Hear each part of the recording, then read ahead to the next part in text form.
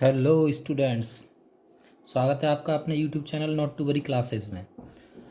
तो आज हम बात करने वाले हैं कि इंग्लिश के पेपर में किस तरीके से कॉपी लिखी जाए जिससे कि हमारे जो मार्क्स हैं वो कटें नहीं और हमें अच्छे अंक प्राप्त हो जाएं। आपने देखा होगा कि हम पेपर तो करके आते हैं 90 नंबर का, 100 नंबर का, लेकिन हमारे नंबर आते हैं 60, 65, 70। तो वो नंबर क्यों कट जाते हैं? और इन नंबर को कटने से रोकने के लिए, यानी कि ये नंबर हमारे जो मार्क्स हैं वो नहीं कटें, इसके लिए यदि आप इस तरीके से कॉपी लिखते हैं तो आपके जो नंबर्स हैं वो नहीं कटेंगे। तो चलिए वीडियो शुरू करते हैं। देखिए, इस तरीके से आपका पेपर आता है। ये है आपका पहला सेक्शन आता है, सेक्शन ए रीडिंग सेक्शन होता है, जिसमें आपको एक पैसेज दिया गया होता है और उसमें से आपको आंसर्स देने होते हैं। तो देखिए, जैसे अपना पैसेज दे रखा है, जैसे मैंने ये पैसेज रखा है, तो आपको इसको आंसर कैसे लिखना है? आपको जो कॉपी में पैसेज दिया गया है उसकी कुछ लाइन, पहली लाइन और लास्ट की लाइन लिखनी है। जैसे पहले लिखना है आपको सेक्शन ए रीडिंग, उसके बाद में क्वेश्चन 1 आंसर। अब आंसर क्वेश्चन 1 में क्या है? पैसेज, तो पैसेज लिखना है। Early rising leads to health, फिर उसके बाद में आपको full stop dot dot dot कर देना है। उसके बाद में आपको लास्ट की लाइन लिख लेनी है। Bad health in the long run has a bad effect on the quality of her work. ये पैसेज है, मैंने उसमें से उसकी पहली लाइन, उसके बाद डॉट डॉट डॉट और अंतिम लाइन लिखी है। फिर उसके बाद में आपको लिखना है क्वेश्चंस। जैसे क्वेश्चन है ए आंसर, फिर उसका आंसर देना है आपको क्वेश्चन पूछ के। तो आपको क्वेश्चन लिखना है, फिर क्वेश्चन ए आंसर, फिर उसका आंसर लिख देना। ऐसे ही आपको बी सी डी ई। तो ई में क्या होता है? आपसे वो पूछता है, जैसे पूछ लेता है कि which word in the passage means the same as bound.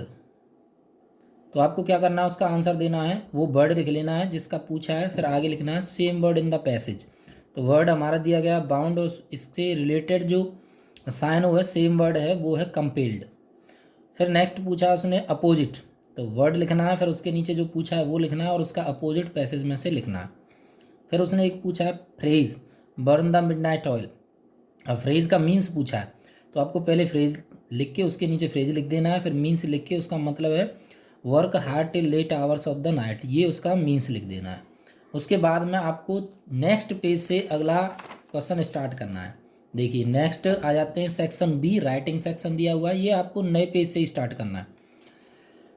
इसमें लिखना है आपको section B writing, black pen, जहाँ जहाँ मैंने यूज़ किया है वहीं आपको ब्लैक पेन यूज़ करना है। Question 2 answer. अब क्या पूछा है इसमें? हमने क्या लिखना है? आर्टिकल। आर्टिकल किस पे लिख रहे हैं हम? Safety of women in India. किस पे लिखना है? Safety of women in India. और इसके बाद में आपको जो भी आर्टिकल आपको लिखना है उस पर आप लिख दें। जैसे मैंने safety of women in India पे लिखा है, तो लॉन्ग वीडियो होने के कारण मैंने उसको नहीं लिखा है, लेकिन आप जो भी लिखना है आप उसको हेडिंग बनाए, उसके नीचे उसको लिख दें। नेक्स्ट बात करें क्वेश्चन नंबर 3 की, तो ये है आंसर। लेटर आता है इसमें लिखने के लिए, और ये कैसा लेटर है? शिकायती पत्र, कंप्लेंट लेटर। तो आपको लिखना है क्वेश्चन नंबर 3 आंसर, और इसमें लिखा है हमने लेटर, कंप्लेंट लेटर। अब इस तरीके से आपको एड्रेस डालना है, B108 रामनगर आगरा, 24 फरवरी 2023। आपका इस दिन का ही पेपर है, तो आप वही डेट डाल दें। तो ये मैंने एक तरीके से फॉर्मेट बताया है जिस तरीके से आपको इसे लिखना है। यहाँ आपको सब्जेक्ट लिखना है, ब्लैक पेन से लिखना है, irregular water supply in Agra. यहाँ पे सर मैडम, ठीक है। फिर यहाँ से आपको लिखना शुरू करना, आई विश टू ड्रॉ, मैंने थोड़ा सा लिख के दिखाया है, और लास्ट में योर्स फेथफुली, और यहाँ पे आपको अपना नाम डालना है। ओके, चलिए आगे बात करते हैं। सेक्शन सी में आ जाते हैं, जो कि आपका ग्रामर सेक्शन है। फिर से आपको नए पेज से स्टार्ट करना है। Section C grammar. अब इसमें क्या है? क्वेश्चन नंबर कौन सा है अपना? 4। क्वेश्चन नंबर 4 का फर्स्ट है, यानी कि क्वेश्चन नंबर 4 जो है वो ऑप्शन में डिवाइड है कैटेगरी में। तो क्वेश्चन नंबर का फर्स्ट है ये, क्वेश्चन नंबर 4 का फर्स्ट आंसर। अब इसमें सेक्शन फर्स्ट है, तो ए पूछा है इसने, the phrase on the when means. अब इसमें इसने फ्रेज पूछा है, तो जो भी ये आपसे पूछे वो आपको क्वेश्चन लिखना है। जैसे इसमें फ्रेज पूछा है the phrase on the when means, फिर नीचे उसके 4 ऑप्शन दिए गए हैं, जो आंसर आपका राइट हो उस आंसर को लिखें। जैसे इसमें थर्ड वाला राइट था, तो इसका मतलब होता है डिक्रीजिंग। ओके, तो इस तरीके से ही आपको A B C D E 4 option दिए गए होंगे, उनमें से जो ऑप्शन राइट हो वो लिखना है, और साथ में क्वेश्चन और लिखना है। ये सेकंड है क्वेश्चन नंबर 4 का। सेकंड पोर्शन में क्या है, आपसे इनडायरेक्ट बोला गया, 2 इनडायरेक्ट दिए गए होंगे। जो इनडायरेक्ट आपको करना है, पहले उसका डायरेक्ट लिखना है, फिर इनडायरेक्ट बनाना है। ओके, आपको और लिखना है उसमें सेक्स, जैसे ए पूछ रहा है क्या बना रहे हैं हम, इनडायरेक्ट नरेशन। ओके, तो पहले आप डायरेक्ट लिखें फिर इनडायरेक्ट बनाएं। फिर बी में पूछ रहा है कंपाउंड सेंटेंस बनवा रहा है, तो पहले आप सिंपल सेंटेंस को लिखें, उसके बाद कंपाउंड सेंटेंस बनाएं। फिर सी में आपको लिखना है कंपैरेटिव डिग्री, इसमें आपको कंपैरेटिव डिग्री बनानी है। ये सारी चीज़ें आपको लिखनी है, उसके नीचे हल करना है उसको। ओके, क्वेश्चन नंबर 5 की यदि बात करें हम, तो translation from Hindi to English, same आपको ऐसे ही टाइप करना है। क्वेश्चन नंबर 5 आंसर क्या है, translation from Hindi to English, और इसके नीचे से आपको स्टोरी हल करनी है जो कि हिंदी में दी गई है। नेक्स्ट अगर बात करें तो सेक्शन डी अपना आ जाता है, लिटरेचर पोर्शन है। इसमें आपसे क्वेश्चंस एंड आंसर्स पूछे जाते हैं। क्वेश्चन नंबर 6 है, इसमें पूछे क्वेश्चन नंबर 6 का आंसर पूछा क्या गया, शॉर्ट आंसर टाइप क्वेश्चंस। इसमें आपको शॉर्ट आंसर टाइप क्वेश्चंस पूछे जाते हैं। ओके, तो आपको हेडिंग बना लेना शॉर्ट आंसर टाइप क्वेश्चन, और जो क्वेश्चंस आपको आते हों उनके आप आंसर दें। क्वेश्चन नंबर 7 आंसर्स, इसमें पूछ रहा है लॉन्ग आंसर टाइप क्वेश्चन, तो इसमें आपको सेम ऐसे ही लिखना है, question number 7 answer long answer type question.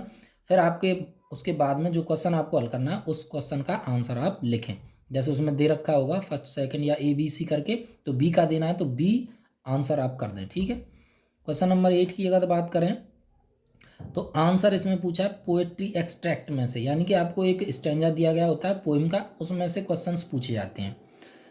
Okay, अब जो स्टैंजा आपको हल करना है वो आपको उसकी पहली line driving from my parents home, और उसकी अंतिम लाइन फिर डॉट डॉट डॉट करके अंतिम लाइन लिखनी है, she was as old as she looked. मैंने ये लिया है, तो ऐसे आपको भी दिया गया होगा उसकी पहली लाइन और अंतिम लाइन आपको ऐसे डॉट डॉट डॉट करके ब्लैक पेन से लिखनी है, और उसके बाद में उसके क्वेश्चन हल करने हैं। ओके, तो नेक्स्ट अगर एक और लास्ट एंड फाइनल बात करते हैं हम कि सेंट्रल आइडिया कैसे लिखा जाता है, तो सेंट्रल आइडिया आपको जो लिखना है, तो क्वेश्चन नंबर 9 आपका सेंट्रल आइडिया पूछा गया आंसर्स। अब क्वेश्चन नंबर 9 का आंसर है, इसमें हम लिख के आ रहे हैं central idea of the poem.